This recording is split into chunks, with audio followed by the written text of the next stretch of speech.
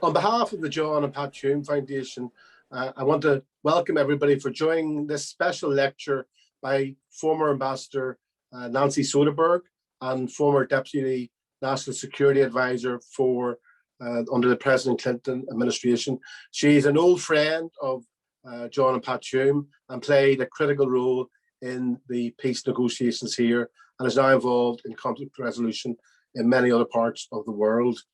She'll give her lecture and then we will have a conversation, hopefully a lively one, with Mark Durkan, who is the former MP for Foyle and former Deputy First Minister. So you're very welcome, Nancy. Over to you. Well, Tim, thank you so much for your kind invitation to join you today. And of course, to the John and Pat Hume Foundation for supporting this Leadership for Peaceful Change lecture series, and for the important work that the foundation is doing for carrying on the legacy of John's work for a peaceful change. I will start with a few remarks on the subject of today's lectures, applying Hume's principles to today's conflicts, and then have a lively conversation with Mark, and hopefully some of you can chime in on the questions as well. And let me just start with sort of putting John Hume into context for American foreign policy. Really, for 40 years, John Hume was the intellectual architect and the primary driver of the principles for peace in Northern Ireland. And he just brilliantly drove American foreign policy on Northern Ireland in Congress, in the boardrooms, at the White House. And I think we all, miss that laugh of his. He was quick to a good joke. And of course, his love for his wife, Pat, just made him beloved by all, but mostly a key advisor to the decision makers across the United States. And I want to just open with a warm thanks to Pat Hume for all you've done over the years, and for the incredible work that goes on through the foundation. And I think Hume's brilliance was an understanding of the need to overcome what I call the zero-sum mentality, that if one side gains, the other has to lose. And I can still hear it in his voice ringing in my ears, that it's the people who have rights and not territory. He knew the importance of changing people's mindset so that all boats will rise if everyone's rights are guarantees.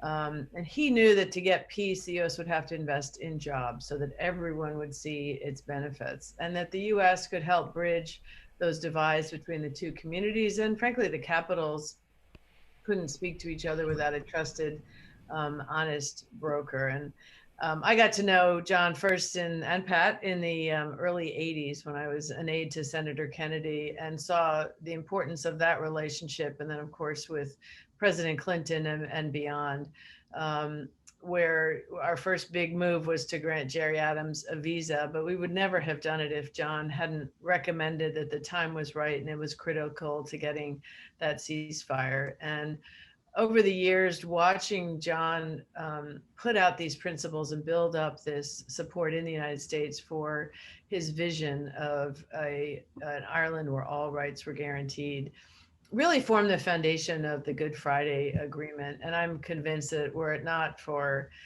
his effort, we never would have had the Good Friday Agreement in 1998. And I think I've always been congratulatory of the Nobel Peace Prize for recognizing his and others' contributions to that lasting legacy. And fast forward to today, how can we take some of those legacies of John's for today's challenges? The need for a collaborative process that is fully inclusive, that change is built on respect for differences, and that you need to take the long-term view and support evolving perspectives. So I'll touch briefly on 3 areas and then open up a broad conversation with Mark and hope most of you. First, I'm going to touch on an increasingly divided United States, next a divided Europe, and third, the role in the role of the United States in the world.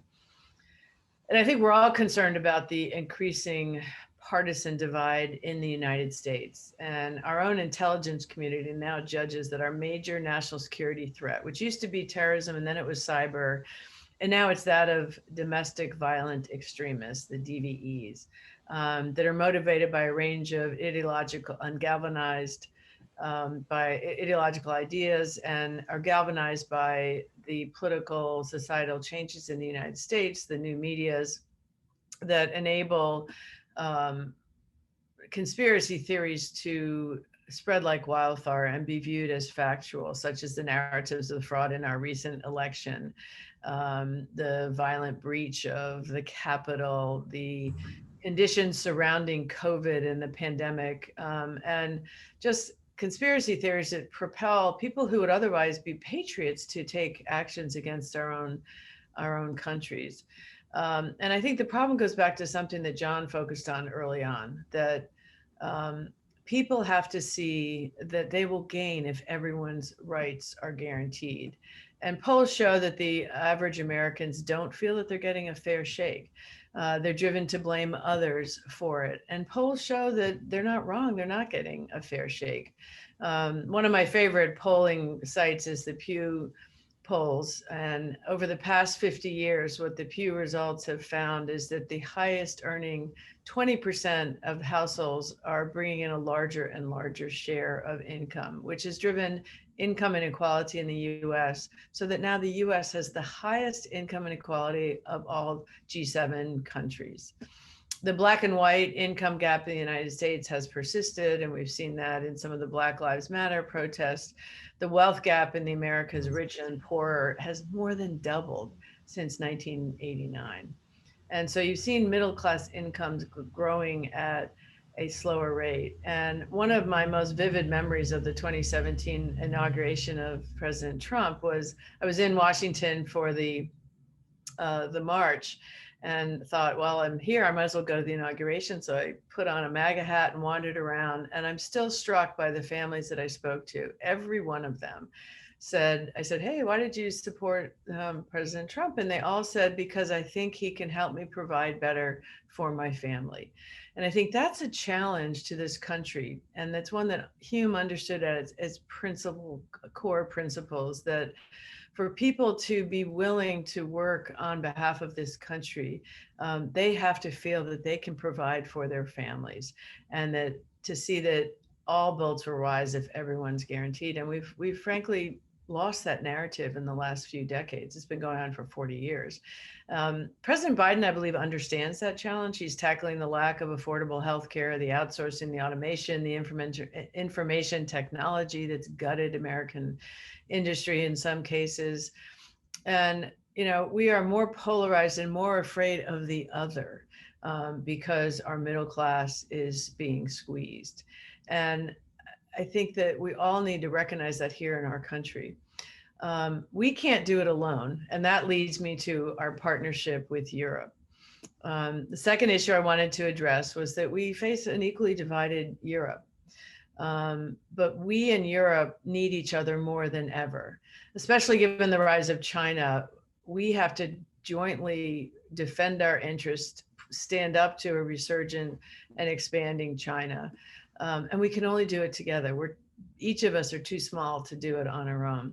China has established unprecedented economic growth for more than 3 decades, and it's going to shortly overtake the United States in gross domestic product. In fact, China now graduates more scientists than the US and the 6 largest EU nations combined.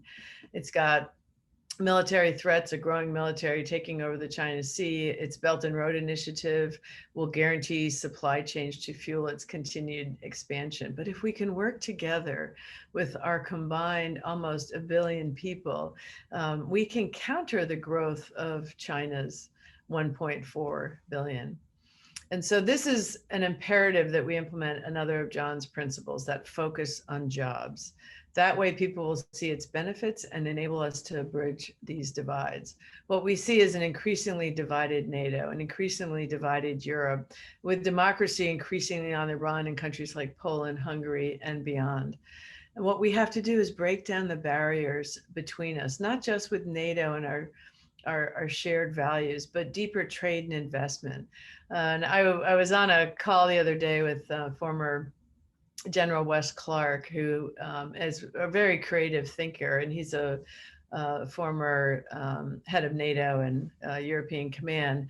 And he's arguing that we should promote a new democracy partnership, which would be sort of like a NATO, but on a civilian side with a secretariat, a permanent staff, even perhaps a treaty to strengthen and rebuild our alliance with the United States, and recognize that the US relationship with the UK is now more important than ever. It goes through kind of a chaotic Brexit process, but we also must stand up to the UK and ensure that they abide by the principles of the Good Friday Agreement, so dear to John's heart. And I think President Biden understands that and will insist that we, yes, maintain our partnership with the UK, help it through this difficult transition period, but also make sure that the Good Friday Agreement in every aspect is respected. We cannot retreat from that.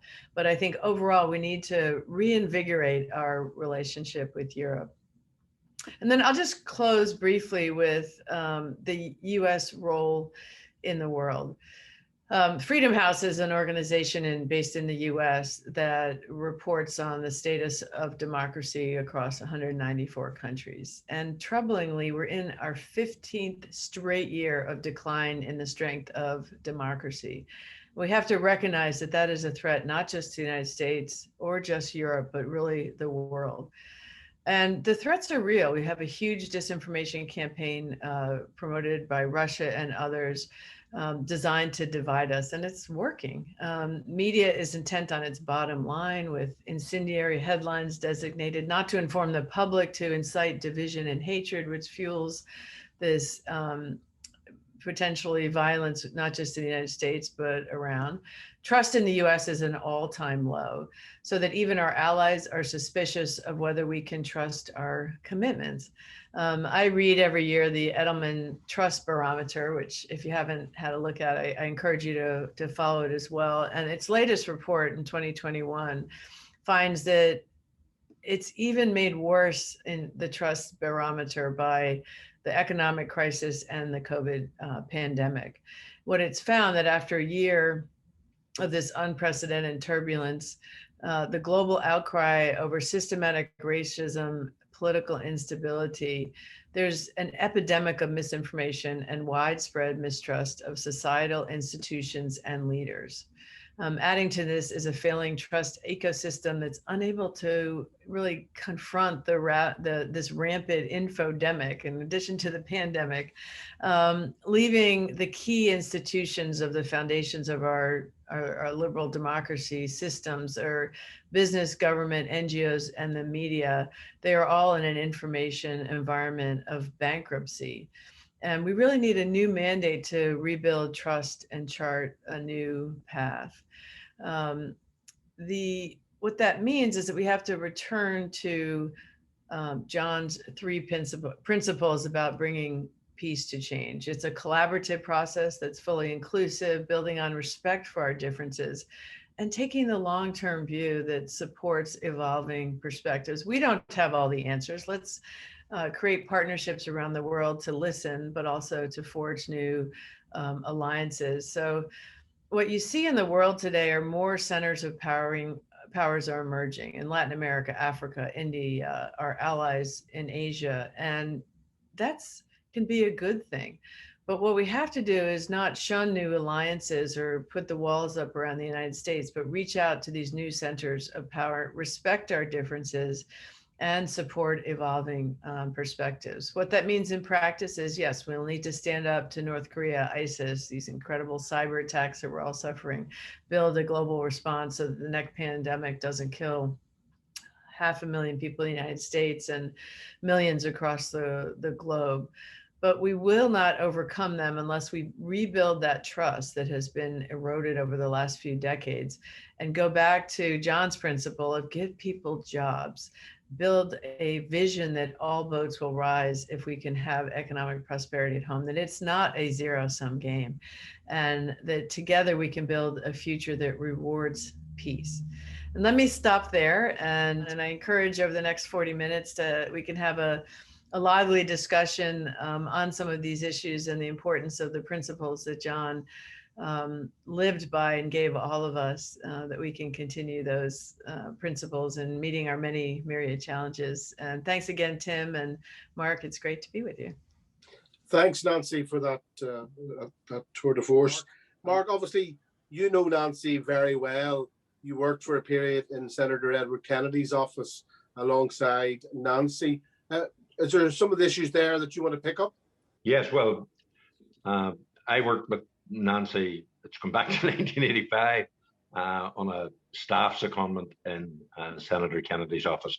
And of course, it was in the year building up to what became the Anglo-Irish Agreement. And part of my role, aside from learning anything I could learn in Senator Kennedy's office from his very talented staff, including Nancy, my role was also to try to quietly build up support in different congressional offices for the idea that if there was an agreement between the British and Irish governments, that American support would be demonstrated not just in political terms, but also in support for what became the International Fund for Ireland. You know, and that was a very tangible example of exactly what Nancy has said about John, with that focus on the economy, on economic and social betterment. This idea that if you can improve conditions and improve people's circumstances, that in its own way would help people to feel more included, more involved, to feel that processes and political developments were more relevant to their lives. And so, and that was a recurring theme in John's involvement in relation to the States, the way he engineered that very positive and benevolent and balanced American involvement over the years, included a major emphasis on the economy. And we saw that again whenever we had the Washington Economic Conference in support of the ceasefires. And indeed, George Mitchell's first assignment in Northern Ireland was as an economic envoy. And again, it was at John Hume's behest that President Clinton appointed an economic envoy. So that theme that Nancy has touched on, that was typical of John, was important. But I thought it was very salient that Nancy several times referred to the issue of rights, and John's was a rights-based approach, obviously from his early involvement in the civil rights movement that came out of his involvement in self-help initiatives like the Credit Union, like Dairy Housing Association. And so it was that idea that the basis of new relationships has to be the guarantee of rights. And I mean, John's whole contribution is very much based on asserting rights and improving, enabling, empowering relationships. But as Nancy has said, never at any stage trying to define those relationships in a confining way, leaving it open to those relationships to find their own level for future generations to change and amend. And you know what Nancy talked about in terms of leaving things open to evolving perspectives. It might be that we can reflect now that maybe things didn't evolve in the way that John would have fully wished, and certainly would have driven since the agreement. You know, so some of the relationships have obviously stalled at times rather than evolved. At other times they're being disrupted, and you know, Brexit is clearly one example of disruption to relationships, the three sets of relationships here in the north, south, and east, west that John saw that needed to be accommodated. They have been disrupted in a sense. But you know, John used to tell us if the underlying problem hasn't changed, the underlying solution hasn't changed. So we need to renew the effort around those relationships. But again, it has to be a rights-based approach. And again, I would reflect that maybe not enough attention has been paid to the fact that a lot of the premise of Brexit lays a fundamental threat to that promise of rights. The rights promise of the Good Friday Agreement hasn't been fully fulfilled anyway, because we don't have a Bill of Rights. But the terms in which Brexit has been legislated for in Westminster actually lays threat to the standing of the European Convention on Human Rights, the pledges that are made specifically about it in the Good Friday Agreement, are now actually trespassed by some of the legislation that the UK government has passed in relation to Brexit. So while we have much to celebrate in terms of the legacy of John and people of his time who worked to give us the Good Friday Agreement and all that should have come with that, there is much work that we have to do. But as Nancy has also said, you know, some of the ethic that John Hume stood for and some of the methods that he applied can be invoked more widely and used more practically in other contexts, in other conflicts of, in other contexts of conflict and of change. And it's that whole emphasis on inclusion, on, you know, let's not try to solve problems without people. Let's not try to solve problems against people. And that is challenging because as we are faced with different problems, either at a world level or in different parts of the world, it is tempting to think that we can solve problems against people or without people. And of course, John confounded that sort of thinking and those sorts of assumptions with an emphasis on not just using politics to try to bring answers, but also addressing social economic conditions, trying to focus on the principles around guaranteeing rights in a way that could enable and emancipate all. And of course, recognizing that it isn't politics alone that will advance and will build peace. And so it's no accident that when things like the Anglo-Irish Agreement happened in 1985 and John pushed with people like Ted Kennedy and Tip O'Neill for the International Fund for Ireland, the work of the International Fund for Ireland was supporting those people who were going to create change and improve conditions and economic innovation and social enterprise on the ground in communities. Similarly, when the ceasefires came in 1994, and Jacques Delors, as President of the European Commission, said to John he wanted to do something, and John recommended a peace programme. John insisted, but we don't announce this until you've discussed this with not just himself, but the two unionist MEPs as well, so that that programme would in itself be seen as being widely endorsed. And of course, that programme itself worked to include ex-prisoners in local partnerships with different political parties long before there were actually the political talks that led to the Good Friday Agreement. So you actually had parties who were still holding back from joining inclusive talks, who were actually in working local partnerships using EU money and in some cases spinning off from programmes that were supported from the International Fund for Ireland. So all that peace building was actually happening on the ground, and in particular involving in a very key way the women's sector, who really took those opportunities and came forward and were then able to assert themselves in a very direct way in the peace process. So it's that very inclusive vision that John Hume had, which went beyond just inclusion of party political difference. It was inclusion of all of the social talent, all of the economic insight and endeavour that could be recruited and could be emancipated. And I think those are the sort of lessons when we look in other places of conflict elsewhere, how to respect history, respect and use the geography in a given situation, and focus on the economy, because it's not just about accommodating different identities, but cultivating common interests. And that's how we move the agenda on. Nancy, obviously Mark's talked there about the importance of relationships and building the common ground in Northern Ireland and Ireland with the British and Europe. Obviously, John was able to develop powerful alliances and relationships in the US, starting off with that very important relationship with Senator Edward Kennedy. How important is the international perspective? What can that bring to peace and conflict resolution? I think, and I've seen this not just in Ireland, but across the globe. Sometimes you could have one side say exactly the right thing to the other, promise them the world, but they wouldn't either hear it or trust it.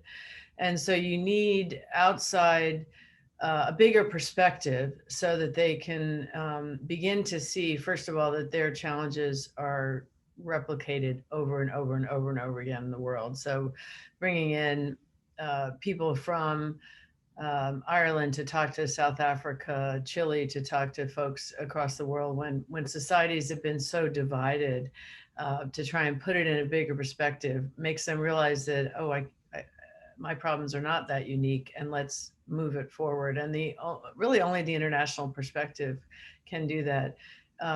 You also need outside honest brokers. So when one side says, well, can you promise me that this person's going to do X, Y, and Z? Well, no, but they've promised me this. Or can you deliver this? No, but they've promised us that. And I saw that very directly in the US, where in the early days of the peace process, both sides would come to the White House and say, can you make, the British do this or Jerry Adams do this? And like, no, but here's what we think that they've made commitments to do. And we have no reason to believe that they would break the commitments to us. So it can foster a broader vision, and also begin to building the trust, so that over time you don't need that outside interlocutor, and they can build the institutions. And in Northern Ireland, honestly, it's been a generation now, and I think they still haven't quite gotten that zero-sum mentality out of some of the thinking, that it's still us versus them, and instead building up the institutions of government, strengthening the democracy, so that everyone recognizes that all sides can gain. And this is not just unique to Northern Ireland, it's classic to international processes. And I think the US can continue to help prod, stand up for the Good Friday Agreement. Brexit's going to be chaotic, and I'm very confident that President Joe Biden understands the importance of the Good Friday Agreement, will stand there. But it's really a generation on, up to the parties themselves to kind of take that on. And I would also follow on something that Mark said, the importance of women. Early on in the Irish peace process, you could see that women understood the need for peace. They understood the possibilities of peace sooner than some of the leaders did, because women tend to bear the brunt of conflict. It's like COVID. Women are bearing the brunt of COVID by doing more of the household chores, taking care of the children, having to get out of the workforce to handle that increased burden. And in wartime, it's the same thing. They're the ones that bear their brothers and their sons and have to raise a family on their own. And I'll never forget going to Belfast on that famous trip with President Clinton in December of '94, right after the ceasefire. And you could just see the hope for the young people and the women, saying, this is the future that we want. And it's incumbent on leaders to understand that, and all the studies show that when women are at the table, the peace comes earlier, and it's longer lasting. Dramatically so. Where the women are involved, they tend to last an additional, decades. Nancy, we want to take a couple of questions on the chat. Brandon Hamber, who's the chair of the Tip O'Neill and John Hume chair in Ulster University, he talks about the development in terms of the positive developments in terms of Africa and China, in terms of economies growing. How might we improve these relations to get all, as you said, all boats rising? Talk about John in terms of creating jobs is not just a domestic issue, as China seems to understand better than most. He would love to hear about that. And also, somebody else asked, obviously today, with COVID, we're using technology in terms of engagement in this lecture, and also in terms of how important is technology? Is that a force for good in terms of peacemaking? They're the two questions in at the moment. Let me take Brendan's first. There are more people in the middle class in China today than in the entire United States, more than 300 million. And that was not the case 30 years ago. And what China has done is build this Belt and Road Initiative. They've invested, often not with democratic intentions, but just to make sweetheart deals with corrupt officials throughout Africa and Latin America. But they have guaranteed a supply chain to their growing population in a way that sets them up for massive and major growth. This Belt and Road Initiative is a massive infrastructure, wiring most of the Europe, Africa, and Asia together. So they have the world wired. They're going to have it technologically connected, and it will make sure that China's economic prosperity continues to grow. The challenge from the rest of us is, what do we do with that? How do we manage it to make sure that they're a strategic competitor and not an enemy? And that's where I think a stronger partnership with the Europeans is critical. Together we can counter that. Separately that we can't. So it comes back to John's focus on jobs, and make sure that people understand that they have a better life, and that means having a stronger social safety net, delivering education, delivering decent health care, particularly maternal health and child early development. We know the science, it's just a question of the will, and we have the money. It's a question of also addressing that income inequality. I mean, I find it astounding that the 8 richest men in the world, and they're all men, control more wealth than the bottom 4 billion people. That's a prescription for revolution across the globe, and we need to begin to fix it. I'll just touch on Tom's question. It's a very good one. And I would say it's both a democratizing force and a challenge. Tom's question is basically, technology can bring us together, but it can also push us apart. Is a good or a bad thing? There's no doubt that the technology revolution provided a wealth of information sources to the entire world. It's the whole Tom Friedman, the world is flat. A guy in India has as much information and can compete with these global jobs. Look at what's happened in the pandemic. People transitioned to all online this session today, but not everyone has access to reliable internet. What we've seen is that it's an incredibleizing, democratizing force from an educational standpoint, getting people connected, but it is also a force for spreading hate and threatening our democracy. And what you've seen is the Russians using our information technologies to throw disinformation, not just in the United States, but across Europe, to promote these hate, to grab onto this narrative that it's not your fault that you can't have your family taken care of. It's all those others, either someone of a different race or an immigrant. And it's happening across Europe and across the world. So there's huge efforts by the tech companies, by civil societies and governments. How do we counter the threat of disinformation? And we're always a little bit behind the next technological revolution. 5G is going to make it even more dramatic. The media has a role to play when they openly promote, with no fact checking, these alternate realities. And that's, it's a great democratizing force, but it's also a huge force for division. And authoritarian governments know the playbook. Demonize the others, spread disinformation about political leaders, undermine trust in our institutions. And then the democracies are weakened, and they can take advantage of those weaknesses by developing criminal networks, undermining our own social cohesion in a way that, look what's happened between the US and Europe, all the spats we've had about NATO and other things. That's not in anyone's interest except Russia's. And so we have to recognize that. And so I tell my students, go into this field of information, because we're all trying to figure it out. And it's going to be the next generation that really begins to crack this. But it's terrifying to see how we all know people who actually believe that some of these conspiracy theories are true. And we have a huge job cut out for us to challenge that.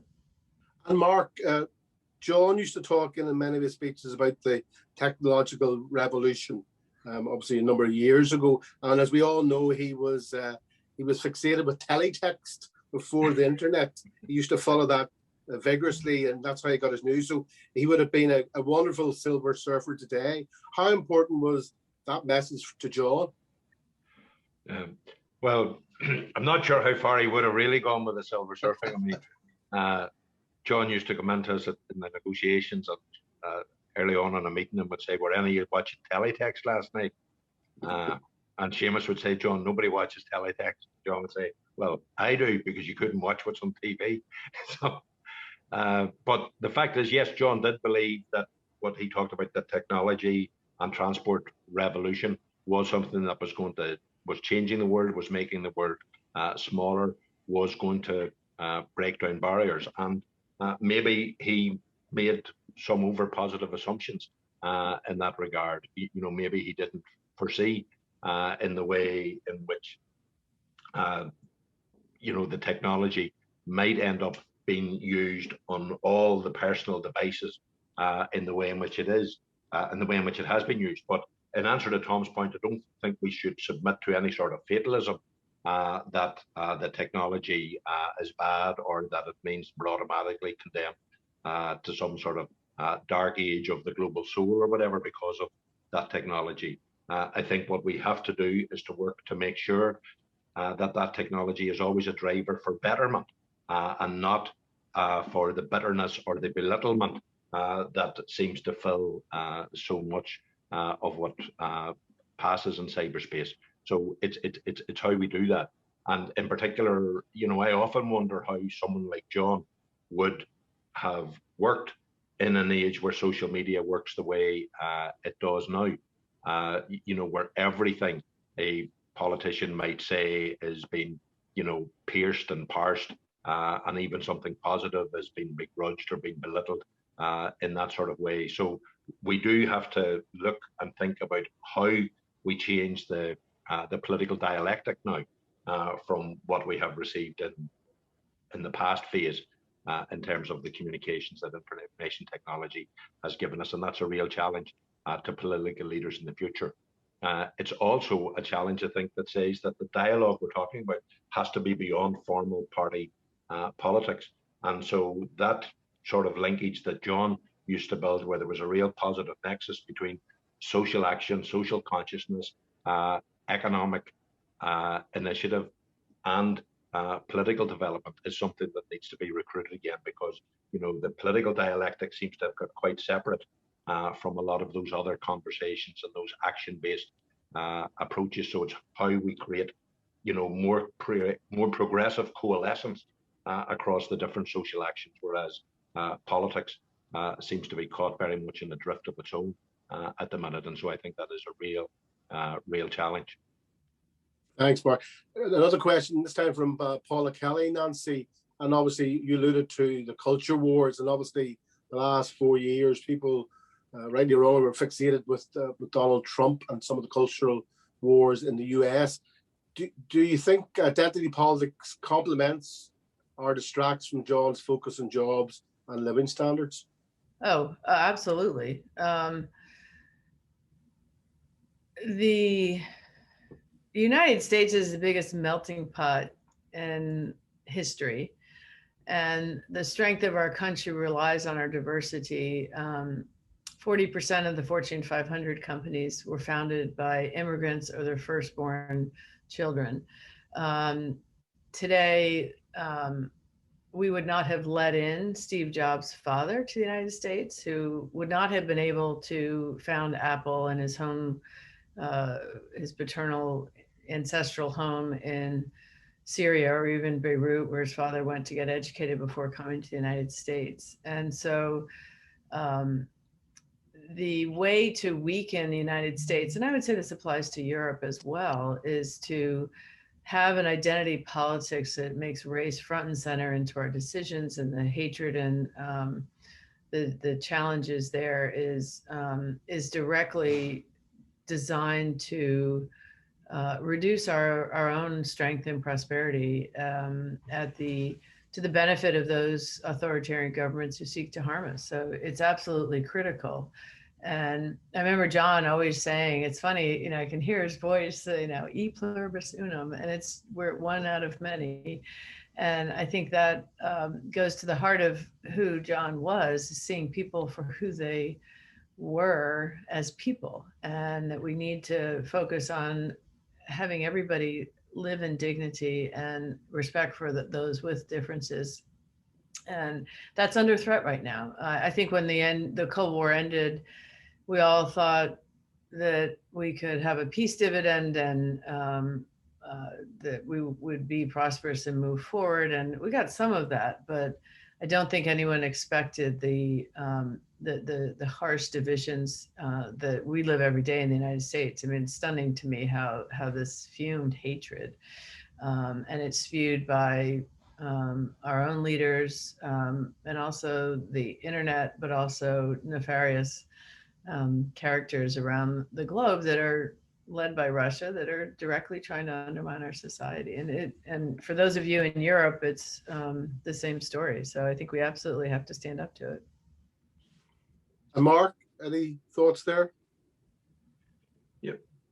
Well, it's like I said before, you know, the real question is for people in politics, are they going to just play to what they think is the new gallery of political communication, or are they going to try to confound those very sinister trends that are there? Are people going to build more of a message of hope? Are people going to build within politics, but more importantly then build beyond politics to create a more cohesive alliance for progress? I mean, the fact is, you know, consider how old this century is. What is the shape of the politics, of the democratic politics, of the rest of it going to be if every cue and pace is taken from what works currently on social media? And, you know, and that's one of the reasons why I think it's important that we have bodies like the Hume Foundation for Leadership for Peaceful Change to be maybe addressing some of those qualitative issues that need to be addressed, because it's not just, you know, who's going to surf the mood for the next election, who's going to play for the next slice of the margins of a contested vote that might swing one way or another way, but where's the bigger picture around leadership? Who are the people who are going to be looking to the next generation rather than just to the next election? And that's the kind of long-term thinking that somebody like John Hume brought to things, that sort of big picture approach, those sort of issues where, you know, no matter about just even, you know, the rage we have around the last atrocity, no matter what the provocation is, where are we going to go? What is the path of betterment and enablement for all of us? And that sense that, you know, we can't be secure against each other. We can only be secure with each other. We can't prosper against each other. We can only prosper with each other. That's the sort of driving logic that carried not just John through in terms of the challenges that had to be faced to bring about a peace process here, but that logic applies elsewhere, you know, in other places of conflict and contention around the world, and indeed at a global level itself. And I think, you know, one of the issues, you know, go back to what Nancy was saying earlier, looking at, you know, the picture of the US, of Europe, China, Russia, you know, the whole question is, you know, John was someone who was naturally a multilateralist at a global level. I mean, John didn't see that much tension as between Europe and America. You know, as far as he was concerned, you know, the cousins in America and the in-laws in Europe, you could get on with both of them fine. And he didn't see the tensions that other people see. But of course, that is different. And there's bigger tensions now within Europe, as Nancy has touched on. But he also would have had a global outlook that would have thought, well, right, the more we can build up multilateralism in the world, the more we can use agencies at UN and other levels. But as Nancy has touched on there, we're seeing, you know, new rivalries there, so that we're looking at situations in Africa. You know, the question is, who can influence, who can help in those situations of conflict? We're here in Ireland, a part of the world that benefited from a lot of lateral support and input into our peace process. But look at the much more dire situations of conflict in other parts of the world, and what are the lateral international supports that can be given there? And so, you know, it's that whole question of, is there a future for global multilateralism? And you know, I'd be interested in Nancy's comments on that in terms of what she's already said about the China situation. I mean, I can remember a number of years ago, on a day that I was leading a debate at Westminster on South Sudan and Sudan. Nancy happened to be in London at the time, and I remember, you know, one of the conversations that we had was the fact that for all we were worrying about in different parliaments in the West, probably the real influence to be had in somewhere like Sudan and South Sudan was the Chinese. But were they using it towards conflict resolution and towards building democracy, or were they using it for other purposes? Well, and I can comment on also Carmen has a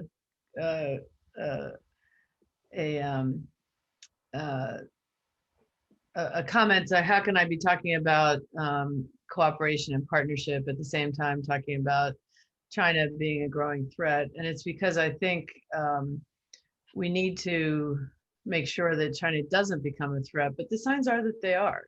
They are supporting militarization of the South China Sea. They've just taken over Hong Kong. I'm afraid that Taiwan is next. And so we do need to have a strong sense of partnerships with our own like-minded allies to confront that if necessary. And I hope we don't have to, but we need to be ready if we are.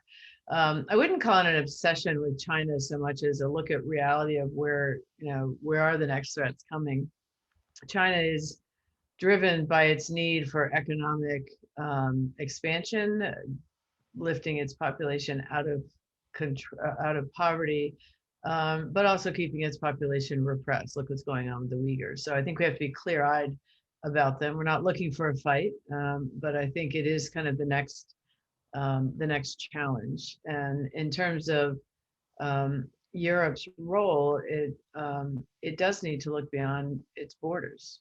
Russia doesn't want it to look beyond its borders. The more distracted China is, the more distracted Europe is, the more China is free to make deals. And I wouldn't lose your eye on Russia either. I mean, Russia's building pipelines.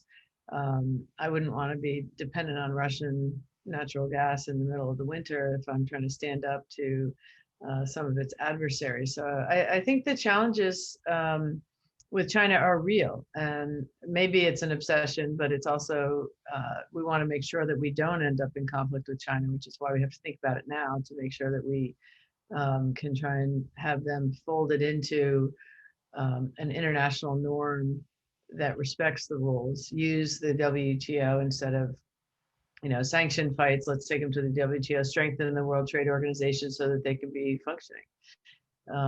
And I think building up those democratic institutions are going to be key to countering China, which we all thought once it opened up economically, you'd see an opening up politically, and we've seen the opposite. Nancy, time is moving on. I recall President Clinton saying once that he always knew the peace process here would be challenged. It's how you respond to that challenge. And I think you've said in the past that sometimes you can get marred in the past and we lose sight of prosperity and the long-term goals. In terms of, one of the goals of the Hume Foundation is leadership for peaceful change. From your experience here and in other conflict zones, how do you bring forward, encourage, motivate emerging leaders who break out of that past mentality to create a better future for all, whether it's here or in other conflict zones? Well, and that's where I think the work of the Hume Foundation and Pat Hume's continued fight for that is so critical, because letting people know that they can change they can't change the past, but they can change the patterns of the past. And I thought in Northern Ireland, 20 years on from the Good Friday Agreement, we would have more of that, and yet there's more peace walls. There's still segregated schools, there's still segregated institutions, they're fragile, devolved organizations, and that to me means that not just the leaders, because the leaders are elected by the people, the democracy works in Northern Ireland, that there's still a zero-sum mentality that things can only benefit one community. And that's where the Hume Foundation, and frankly, the current generation isn't going to change. It's the next generation, which is why integrated education, getting people out of Northern Ireland into other environments to see that their differences are tiny. And in the end, the Good Friday Agreement envisioned a process where everyone's views were respected.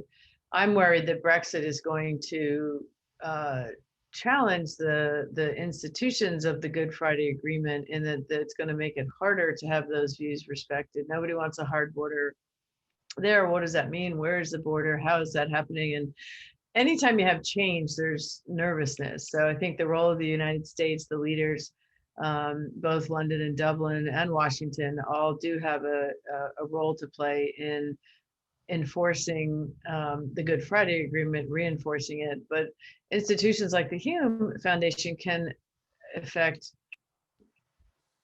earth-shattering change on the ground and in the mentality of the next generation, saying, it doesn't have to be this way. What's wrong with having a friend from a different tradition?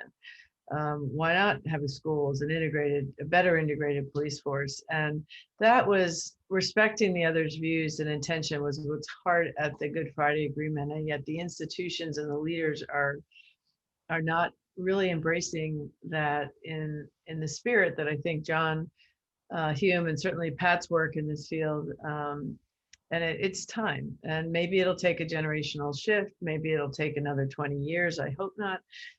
Looking at peace processes around the world, it's usually 2 generations before the hearts can really be changed. You can have the minds changed, but what you teach your children at home, how you erect or destroy walls, takes time.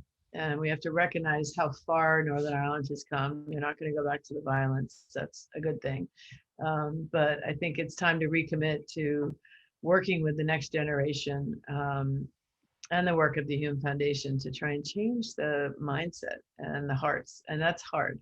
And so that's why I'm delighted to join you all today and to be so supportive of the Hume Foundation, and just appreciate the opportunity to see some old friends, Mark. And it's important work that you're all doing. I'm delighted to be part of it and look forward to seeing folks again. Yeah, and Mark, maybe the last word to you around that question. What do you see as the role of the Hume Foundation in supporting and inspiring future leaders for peaceful change?